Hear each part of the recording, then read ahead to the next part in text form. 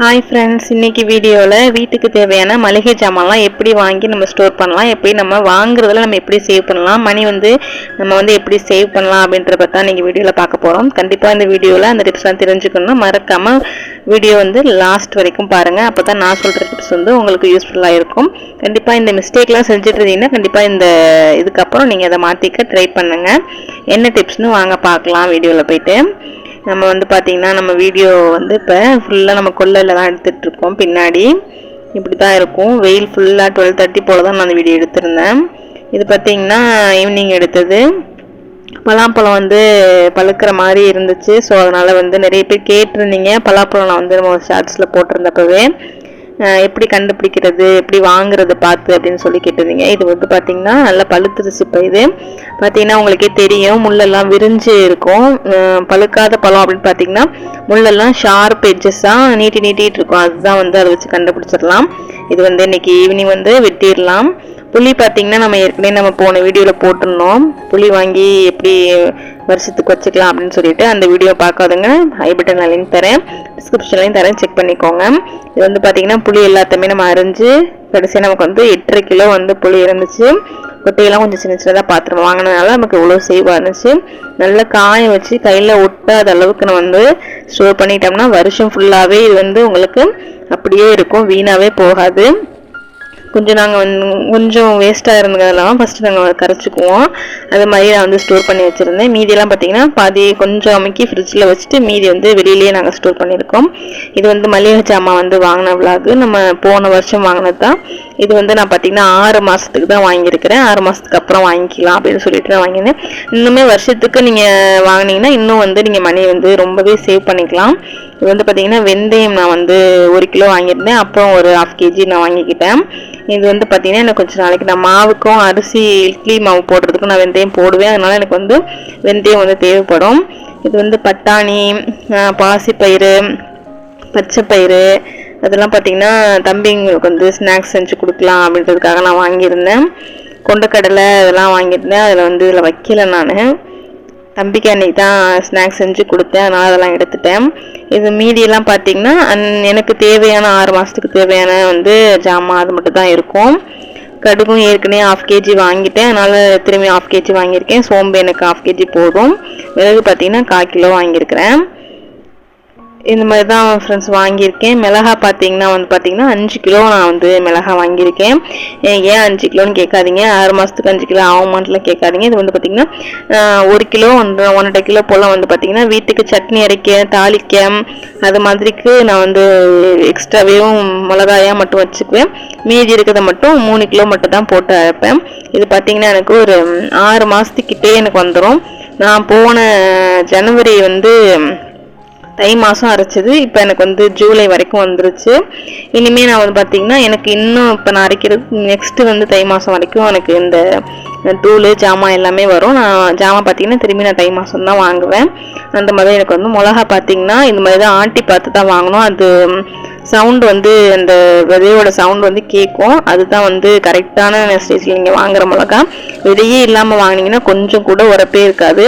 வெறும் கலருக்காக மட்டும்தான் நீங்கள் போடுற மாதிரி இருக்கும். ரொம்பவும் உரப்பாக அந்த ஊசி மிளகாலாம் சொல்லுவாங்க, அது மாதிரிலாம் சேர்த்துக்காதீங்க வாங்கி.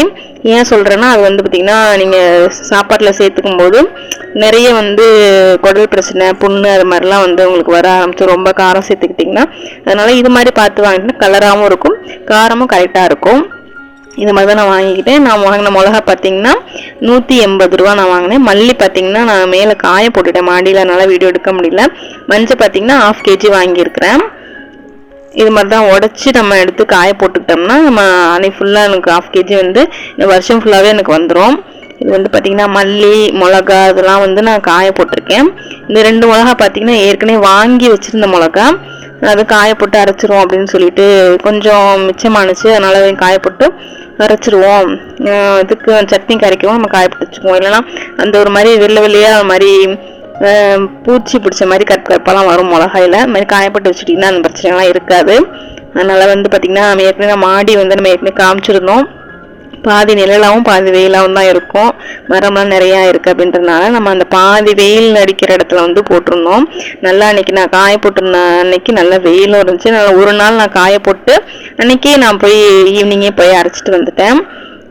இந்த மாதிரி தான் ஃப்ரெண்ட்ஸ் நான் காய போட்டு க்ளீன் பண்ணி நான் வந்து எடுத்து வச்சுக்குவேன். இது பார்த்திங்கன்னா எனக்கு இன்னும் 6 மாதத்துக்கு இந்த பிரச்சனைகள் எனக்கு இருக்காது. மல்லி இதெல்லாம் மல்லித்தூள் பார்த்திங்கன்னா நான் அரைக்கும் போதே கடலைப்பருப்பு சோம்பு இதெல்லாம் போட்டு நான் மிளகு சீரகம்லாம் போட்டு அரைச்சிடுவேன். நான் நெக்ஸ்ட் வீடியோவில் நான் உங்களுக்கு அதெல்லாம் நான் வந்து கிளியராக உங்களுக்கு சொல்கிறேன். இது பார்த்திங்கன்னா பலாப்பழம் வந்து அன்றைக்கி சாயந்தரம் அறுத்துது. இது வந்து செம்படம் இந்த மாதிரி வந்து சில்வர் டப்பாவில் போட்டு கீழே ஏதாவது பேப்பர் நோட்டு பேப்பரோ ஏதோ ஒன்று போட்டு அதுக்கப்புறம் நீங்கள் இந்த மாதிரி பலாப்பழம்லாம் போட்டு வச்சிங்கன்னா அது வந்து பலாப்பழம் வந்து வீணாகவே போகாது. 3 நாள் வரைக்கும் 2-3 நாள் வரைக்குமே அது அப்படியே இருக்கும் ஃப்ரெஷ்ஷாகவே. பிளாஸ்டிக் டப்பாவில் கவர்லலாம் போட்டு வச்சிங்கன்னா அது ஒரு மாதிரி கொலன்னு ஒரு மாதிரி போயிடும், வீணாக போயிடும். இந்த மாதிரி தான் ஃப்ரெண்ட்ஸ் நான் வந்து வச்சுக்குவேன். நான் ஒரு டப்பாவாக எடுத்து நான் வெளியில் வச்சு தம்பி கொடுப்பேன். ஜில்லுன்னு எடுத்து சாப்பிட்டாலும் உடனே சளி பிடிச்சிரும், இல்லைனா தலைவலிக்க ஆரம்பிச்சிடும், அந்த மாதிரி பண்ணோம். அதனால் இந்த மாதிரி வச்சுட்டிங்கன்னா அந்த கொலன்னு போகாது. சில்வர் பாத்திரத்தில் வைக்கும்போது சீக்கிரமும் வீணாகவும் போகாது.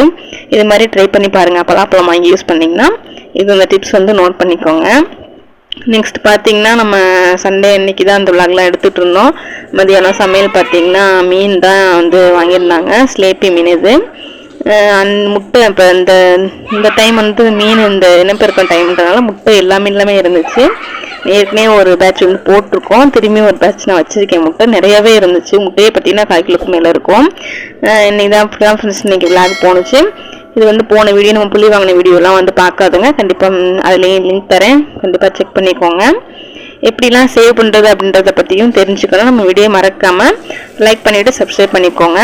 இன்னைக்கு நைட் வந்து ஈவினிங் வந்து தம்பிக்கு ஸ்நாக்ஸ்லாம் செஞ்சு கொடுப்போம் அப்படின்னு சொல்லிட்டு ஸ்நாக்ஸ் தான் செஞ்சுட்டு இருந்தேன். பணியாரம், கார பணியாரம் தான், அதெல்லாம் வந்து செஞ்சு கொடுத்துட்டு இருந்தேன். விளாக் நான் போன வீடியோலேயே போட்டுட்டேன் இதெல்லாம் எப்படி செய்கிறதுன்னு சொல்லிட்டு. நம்ம காது குத்து விளாக் பார்க்காதவங்க, நகை எடுத்த விளாக் பார்க்காதவங்க, அச்சதிக்கு நகை எடுத்த விளாக் பார்க்காதவங்க லிங்க் தரேன், செக் பண்ணி பாருங்கள். மேலும் இது போன்ற வீடியோக்களுக்கு நம்ம சேனலை சப்ஸ்கிரைப் பண்ணிக்கோங்க, மறக்காமல் ஒரு லைக் பண்ணிக்கோங்க. இந்த வீடியோவில் நான் எல்லா டீட்டெயில்ஸுமே கொடுத்துருப்பேன், எவ்வளோ வந்துச்சு என்னன்னு சொல்லிட்டு. நம்ம அச்சதிக்கு முதல் நாளே போய் நம்ம வந்து நகை எடுத்தோம். எங்கே எடுத்தோம்னு பார்த்தீங்கன்னா திருச்சி போத்தீஸில் தான் எடுத்தோம்.